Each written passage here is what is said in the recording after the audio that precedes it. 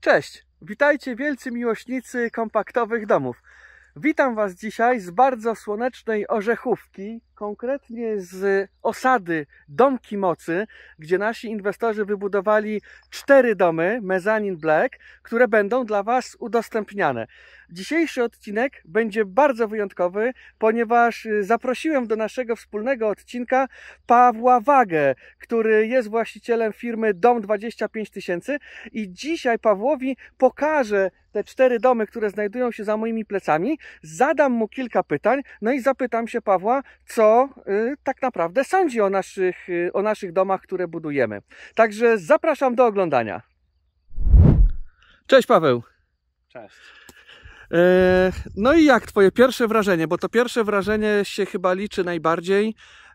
Co w ogóle sądzisz na temat samego wyglądu zewnętrznego?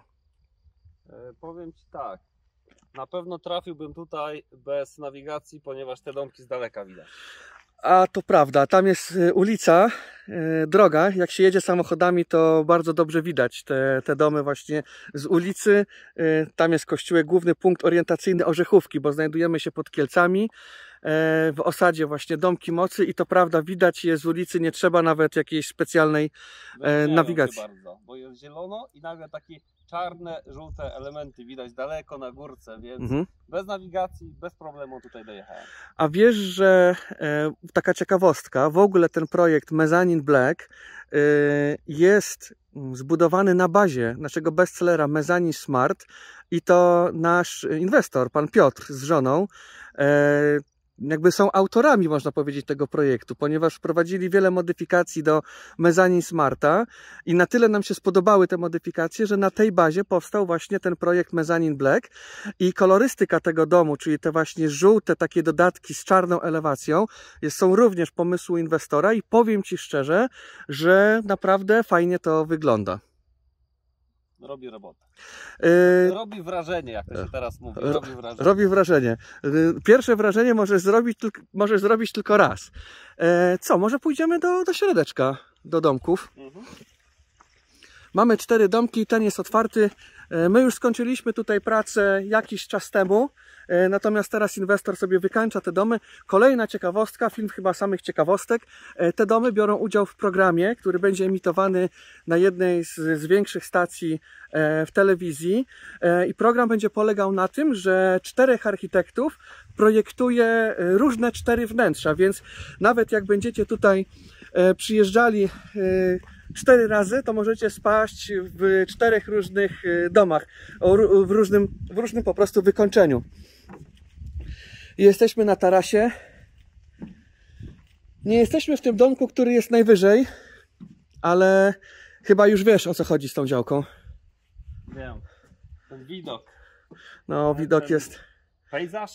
Tak, no pejzaż, widok jest piękny, nie, naprawdę, jesteśmy na takiej górce, znajdujemy się w domku numer 2, tamten na przykład domek, to jest domek wdzięczności, każdy domek ma swoją nazwę,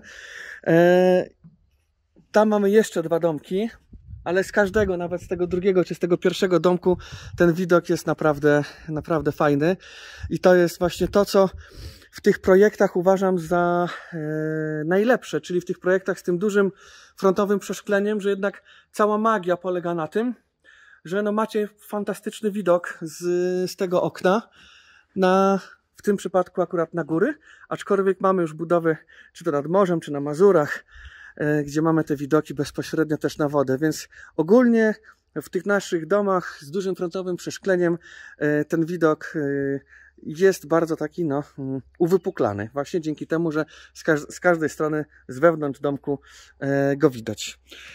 Ale latem, no to na tarasie, nie?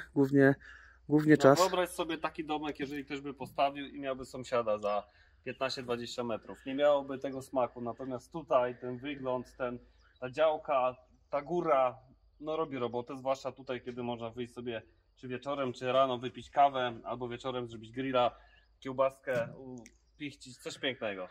No to prawda. My mamy nasz prywatny dom wybudowany w okolicach Długosiodła. Mamy wybudowanego Mezzanine Smarta. Mamy też duży taras i powiem Ci, że no taras i te przeszklenia no to robią niewątpliwie robotę.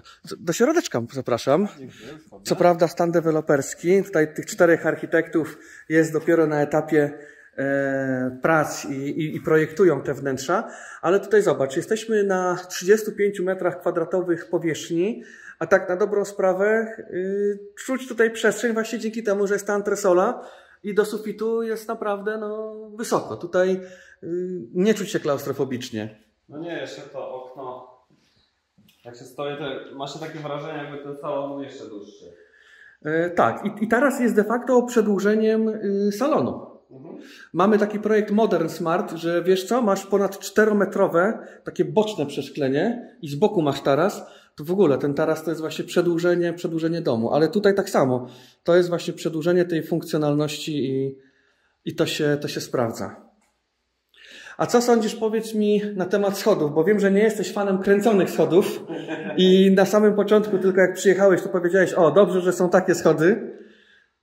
Powiem tak, pierwszy i ostatni raz kupiłem i zamontowałem okrągłe schody u mnie w domu i od tamtej pory, kiedy zamontowałem te schody, wszystkim odradzam, ponieważ są bardzo niewygodne, cokolwiek wnieść do góry jest problematyczne, a wiadomo, że wchodzi się do góry, trzeba jakiś odkurzacz, jakiegoś mopa, cokolwiek, nawet samego siebie czasami w różnych stanach wnieść do góry, więc odradzam. Mówię od razu, są bardzo drogie i są niewygodne, nie spełniają żadnych warunków technicznych, jak chodzi o budynki tego typu i naprawdę to jest najlepsze rozwiązanie według mnie. Ja Ci powiem, że my teraz wprowadzamy, już lada moment na stronie pojawią się liftingi na 2022 rok i zmieniliśmy te okrągłe schody właśnie na tego typu, może nie identyczne, ale tego typu. Na pewno są wygodniejsze, to co mówisz, to jakby pełna zgoda. Dużo nie zajmują więcej miejsca. Dużo nie zajmują więcej miejsca, ale trochę więcej zajmują, więc wiesz, w domu, w którym każdy centymetr się liczy, jest to jednak istotne. Ja mam u siebie prywatnie kręcone schody i powiem Ci, że się do nich przyzwyczaiłem, natomiast na pewno te schody są wygodniejsze, bezpieczniejsze. Jeżeli chodzi o wnoszenie różnych rzeczy, to też te schody będą wygodniejsze. Natomiast w przypadku, kiedy mamy antresolę, no to wyobraź sobie, że my ponad 2-metrowe łóżko, tam u nas na Grądach, to w 4 chłopa żeśmy przez antresolę po prostu wnosili. Ja czekałem, aż przyjadą meble, żeby zrobić balustradę, bo inaczej po tych schodach moich bym nie wniósł. Ale schody, nie można wszystkich schodów okrągłych przekreślać, ponieważ są 60, 70, 80, są różne rodzaje tych schodów. Ja wziąłem te praktycznie najmniejsze, no i nie jestem z nich zadowolony. Natomiast tu jest dużo miejsca i takie, by się zmieściły, ale żeby coś do góry wnieść, no to jest ciężko. Jest ciężko. Tutaj będziesz miał aneks kuchenny, tu możesz mieć dużą szafę, a tutaj też możesz mieć szafę tutaj właśnie pod tymi schodami, na przykład na jakiś schowek gospodarczy. No właśnie miałem się zapytać o tą wnękę, bo akurat pasuje tutaj duża szafa. Tak, na logikę, nie? A tu masz łazieneczkę. Zobacz sobie, czy taka łazieneczka dla Ciebie byłaby w porządku. No miejsce jest na pralkę, bo wszyscy mówią, że w tych moich domkach nie ma pralki. Tu jest zagospodarowane miejsce, czyli jak widać da się zrobić pralkę. Jest duży baniak na wodę, jak ja to mówię, broiler. Boiler, 120 litrów tak. Tu akurat jest. Ja mam 80 i wystarcza na rodzinę 2+1. Więc wydaje mi się, że 120 to wystarczy. Światli ludzie. Dokładnie. Miejsce, żeby się wykąpać. Fajna sprawa, nie żadne takie wysokie jakieś brodziki, tylko wszystko będzie ładnie na jednym poziomie. Tutaj widzę, że jest odchód robiony pod sedes, więc tak samo jest fajnie to zrobione, że nie jest taka ciasnota. Tu jest chyba umywalka, tak? Tak, tu będzie umywalka. Powiem Ci, że to i tak jest duża łazienka, jak na nasze projekty. Standardowo w Mezzanine Smarcie łazienka ma 2,8 m2 i uwierz mi, że wszystko się mieści, łącznie z wygodną kabiną, pralką, kuwetą dla kota i jeszcze koszem na brudne pranie. A czy na brudne rzeczy, które lądują w praniu. Ale pralka musi być ładowana od góry wtedy. Aha. Ale się wszystko się mieści, nie? Także 2,8 metra, a się mieści. Wszystko zależy od naszej wyobraźni, więc nawet domek, który ma 25-30 metrów, jest w stanie zrobić więcej miejsca niż 50, bo jeżeli ktoś nie ma wyobraźni, to on sobie nawali ciężkich mebli, dużych szaf, rzeczy, z których nie będzie korzystał i to będzie stał. Natomiast jak ktoś ma pojęcie i wizualizację sobie potrafi zrobić w głowie, to każdy metraż jest w stanie tak zagospodarować jak w Chinach. W Chinach to wiesz, jak apartamenty wyglądają. 7 metrów, 8 metrów, 10 metrów i tam jest wszystko. No tak. Jeszcze rowerem pojeździsz. Ale jednokołowym. Jednokołowym, ale pojeździsz. Ale pojeździsz. Idziemy na górę? No idziemy, pokaż jak wygląda u góry. Ten widok najbardziej mnie interesuje. To zapraszam Cię na górę. Antresola ma blisko 20 metrów kwadratowych. Taka ciekawostka może być przedłużona tutaj do tej belki. Gdyby ktoś oczywiście potrzebował jeszcze większą antresolę. I góra wygląda tak. Wysoka ściana kolankowa, bo prawie 1,20 m, więc tutaj możesz podejść prawie pod, wiesz, pod ścianę, nie? No, to długość ręki. Tak. Tutaj jest też fajne miejsce. Można, wiesz, takie szafy po prostu zrobić zabudowę z jednej i z drugiej strony. Więc można sobie tutaj to zabudować. Łóżko się mieści, tutaj będą lampki. Tu mamy wentylację, jakby ktoś pytał. Natomiast ogrzewanie tego domu i chłodzenie to mamy klimatyzację i na podłodze mamy folię na podczerwień. Więc tutaj mamy jakby dwa źródła tego ogrzewania.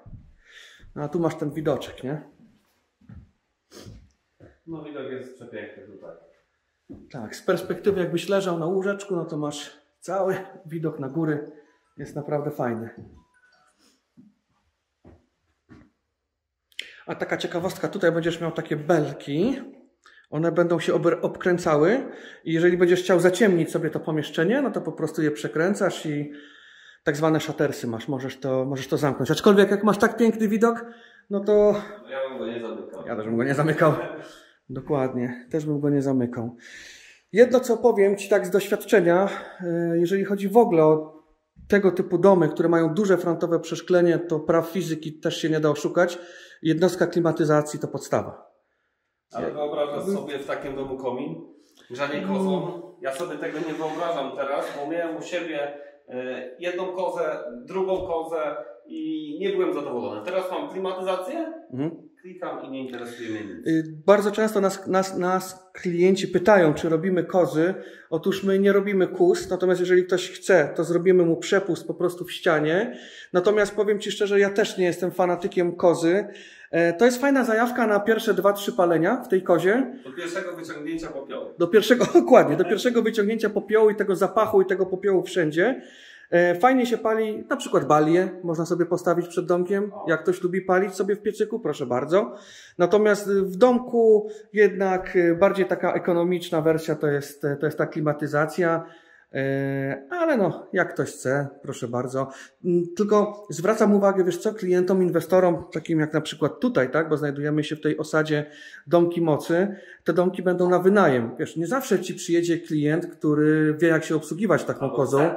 Albo chce się obsługiwać. Bo mu się nie chce bawić, tylko on chce nacisnąć i chce mieć stałą temperaturę. Na przypadku piecyków wolnostojących, kozy czy czegokolwiek, to trzeba podchodzić, podkładać. Nie każdy zna się na tym, bo miałem takie przypadki u siebie w tym pierwszym domu, że ktoś po prostu podszedł, popatrzył i co to jest w ogóle. Natomiast każdy lubi kliknąć i chce mieć 22 stopnie w domu cały czas, niego to nie interesuje, a nie musi wstawać w nocy, podkładać do pieca, albo nie musi latać za wyciągnięcie popiołu, żeby gdzieś ten popiół wyciągnąć. Po prostu wygoda.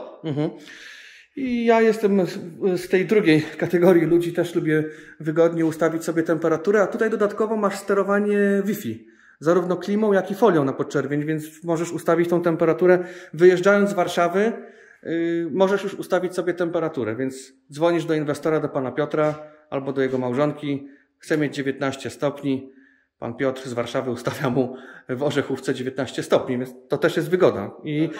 I oszczędność finansowa, bo zobacz, na przykład, jeżeli taki domek wykorzystujesz, no na przykład nie do kwestii letniskowych, ale na przykład całorocznych, bo są to domy całoroczne i w nim sobie na przykład mieszkasz, wychodzisz do pracy, ustawiać się automatycznie, że folie przestają grzać. 2 godziny przed przyjściem do domu folie zaczynają grzać, więc też energetycznie jest to finansowo opłacalne rozwiązanie. Czy to folie, czy klimatyzacja? No bo po co grzać, jak nikogo nie ma? Taka jest prawda. To jest na tyle mała przestrzeń, że ona momentalnie się zagrzeje.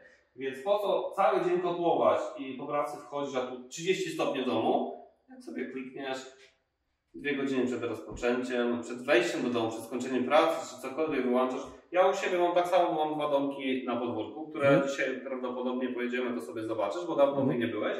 I tak samo zrezygnowałem z tych tradycyjnych, tych piecy, tego wszystkiego. No właśnie coś takiego robię. Jeżeli ktoś do mnie zadzwoni, że jedzie zobaczyć domek i umówił się ze mną na godzinę powiedzmy 15, to ja o godzinie 13 klikam sobie i w domu mam gorąco. No i ciepła podłoga, ciepło w domu i w ogóle nie latam koło tego, tak jak kiedyś, że musiałem drzewo przynieść, musiałem zagryźć, musiałem tam iść, musiałem pilnować. Teraz wygoda, naciskam guzik i wszystko jest tak jak ma. Zgadza się, zgadza się. To co, idziemy na dół? Idziemy na dół. No to chodźmy. A proszę. A idę. Także Paweł, no co, cieszę się, że Tobie też się ten domek podoba. Ja Ci powiem też taką ciekawostkę w ogóle, jeżeli chodzi o te domy 35, 50, 70 metrów, to że widzimy naprawdę duże zainteresowanie właśnie tymi domami kompaktowymi. Do mnie też dzwonią ludzie teraz, którzy mają już gotowe pozwolenie na budowę na przykład na domy 150 czy nawet większe i zmieniają plany i idą w kierunku 70, no bo jednak te stopy procentowe, inflacja, zdolność kredytowa, to wszystko no niestety siadło, ale ja uważam, że przyszłością to są te kompaktowe domy. Też tak uważam, bo dawniej budowało się duże domy, bo było tak, dziadki na dole, rodzice w środku, a dzieci na samej górze. Natomiast teraz już tak nie ma. Dzieci trochę podrosną, jadą w świat, chcą swoje domy, chcą swoje mieszkania, i zostaje ten domek dla nas, więc po co mamy pchać się w kredyt na 50 lat, na 30 lat, na miliony złotych, bo teraz weźmiemy 300 czy 400 tysięcy, a musimy oddać nie wiadomo ile, nawet i po 1 000 000 złotych słyszałem, że ludzie oddają, więc zanim ten dom spłacą, to już włosów nie mają i wakacji nie widzą, nic nie widzą, bo tylko pracują na ten kredyt. Natomiast taki domek ma w sobie praktycznie wszystko, bo to jest tylko 35. A może być do 70, czyli może być podwójny. Więc wydaje mi się, że w 35, w 50 śmiało nie jedna osoba się odnajdzie, a 70 to jest świat. Tak. Naprawdę, to jest świat. Tam jest wszystko. U góry jest kilka pomieszczeń, na dole jest kilka pomieszczeń. Cenowo wychodzi bardzo rozsądnie i taki domek jesteśmy w stanie, nie wiem w ile lat go spłacić, ale na pewno nie przez całe życie będziemy go spłacać. To na pewno, ale wiesz co, zwracam uwagę na jeszcze 3 aspekty przy takich kompaktowych domach. Pierwszy aspekt to sprzątanie. Jakby no masz mniej roboty. No drugi aspekt to jest aspekt ogrzewania, kosztów. No tak. I trzeci aspekt, Paweł, sprzedaj teraz 3-piętrowy dom. Taki dom, nawet w sytuacji jakiejś, no nie wiem, kryzysowej, małe, kompaktowe domy łatwo jest upłynnić. To tak jak z kawalerkami. Je zawsze najszybciej upłynnisz niż 5-pokojowe mieszkanie. I to też paradoksalnie trzeba brać pod uwagę. Bo każdy sobie liczy, tak? Czy jest w stanie nawet ogrzać ten dom, opłacić ten dom, cokolwiek. Natomiast tutaj ja mam taką samą klimatyzację jak ty masz. Mam panele na dachu i ja nie zapłaciłem złotówki jeszcze, a mam ciepło w zimie i mam chłodno latem. I nie zapłaciłem złotówki.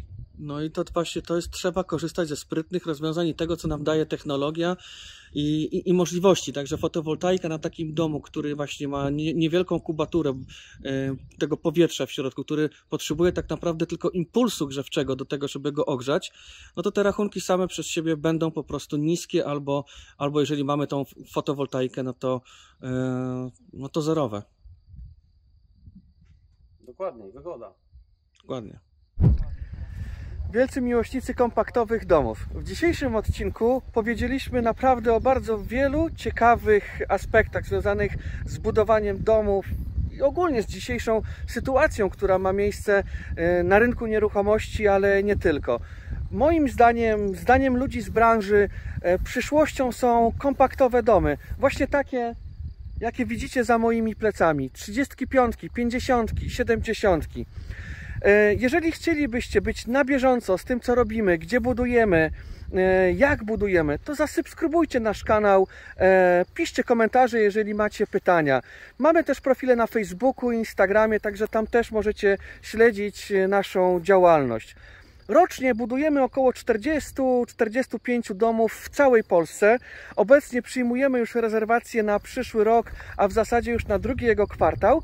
Natomiast, słuchajcie, zdarzają się takie sytuacje i w tym tygodniu miała miejsce taka sytuacja, że niestety jedna z naszych klientek, która była zapisana na wrzesień, no niestety z przyczyn administracyjnych poprosiła o przełożenie jej terminu na przyszły rok.